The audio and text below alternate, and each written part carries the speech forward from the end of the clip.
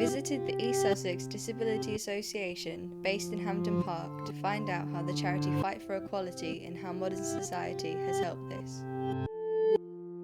They are committed to promoting the rights of disabled people.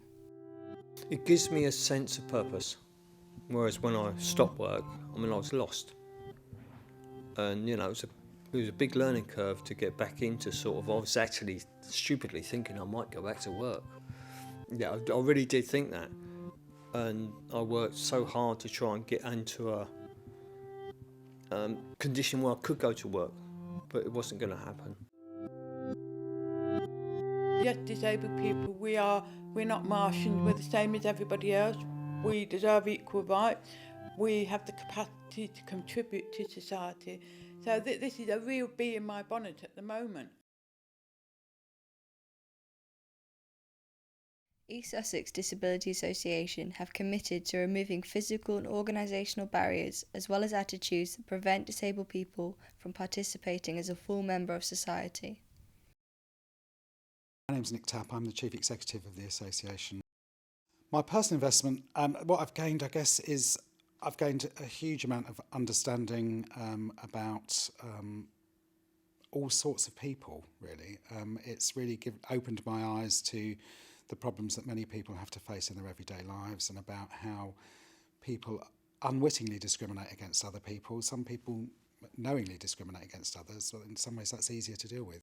When ESDA first started, it was very much around a medical or traditional model approach to disability. In other words, being disabled was seen as an individual tragedy. It was something where other people need to provide charitable support. It wasn't seen as something where disabled people could be enabled to work, to do other things. ESDA is very much of its time. I'm Jan and I'm employed by East Sussex Disability Association as a senior occupational therapist in the Daily Living Centre, and I'm part of a small team of people including an occupational therapy assistant, a project assistant and myself.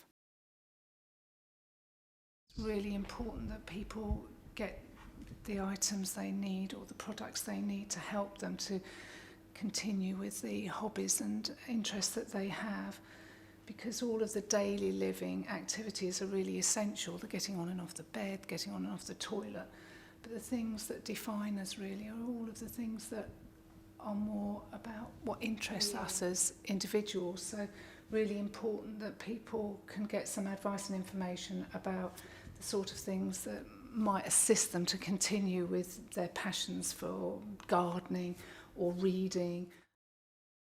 I'm Peter Middleton. I suffer from MS, and I started off when I was really bad.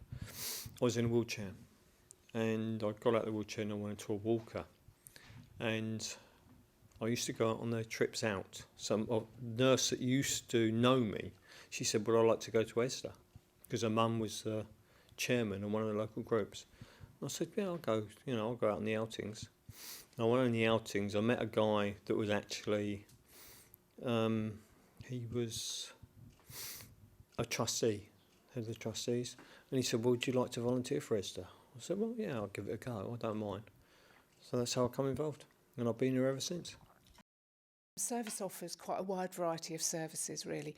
First of all, it offers an opportunity for people to try out items, and those could be larger things like scooters or stair lifts, chairs, but they could also be small things that are equally important to people, which could be cutlery, dressing equipment, or tools for preparing meals.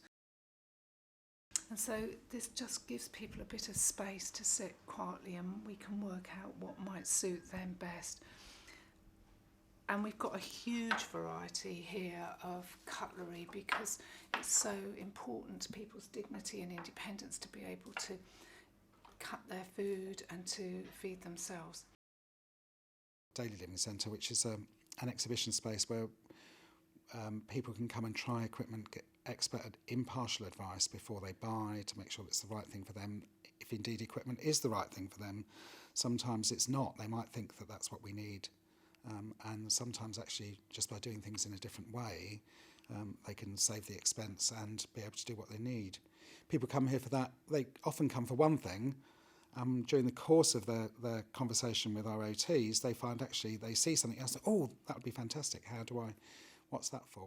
East Sussex Disability Association is a user-led organisation, which means that it is run by abled and disabled people working together. Well, for me, user-led organisations are the future way for organisations to be. The days when disabled people were shut away and told what to do are long, long gone. And I think for a user-led organisation, being user-led means that we can look to the future, because younger disabled people are not prepared to just sit back and wait for somebody else to do things for them. They want to feel that they have choice and control over their lives. And also, being a user-led organisation means that it's much easier to fit with what the people who are providing the money want. So working with the local authority, they have to focus much more on being user-led. Being user-led for me means that we can provide what people want and not what we think people want.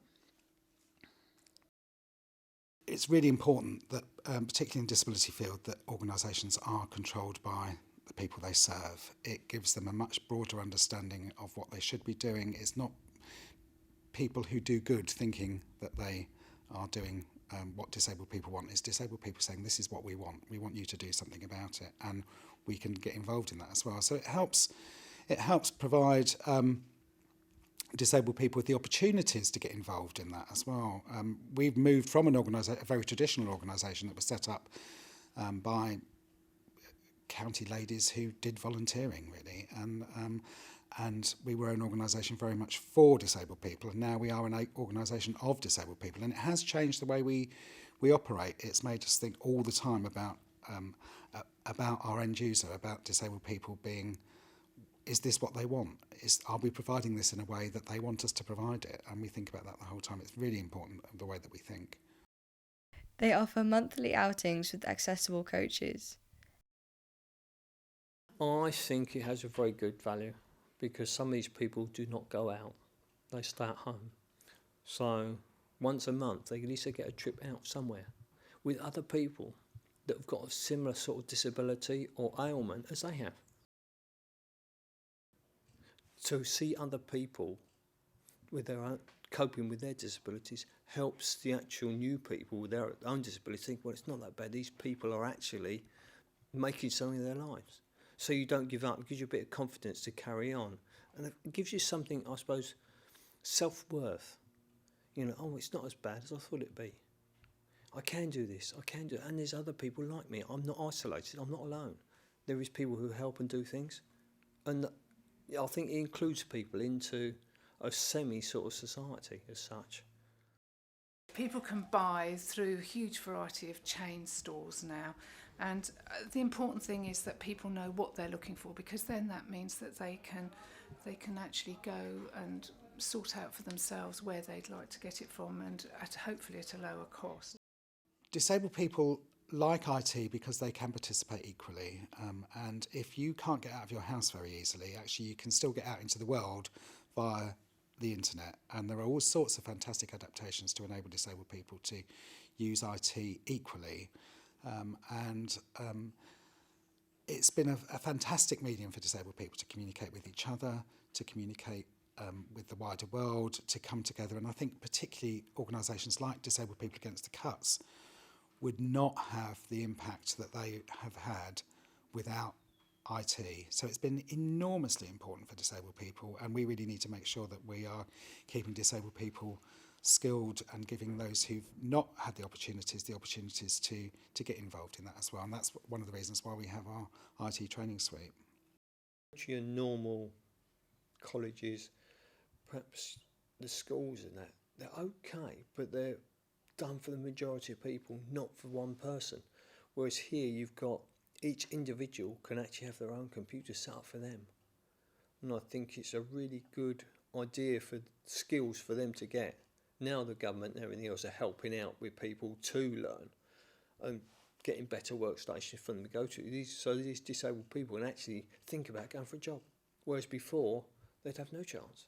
Well, now they can actually flourish. Maybe it's something they can actually do which they can get to, you know, and do on their own without actual added help. And I think, yeah, it's a good idea.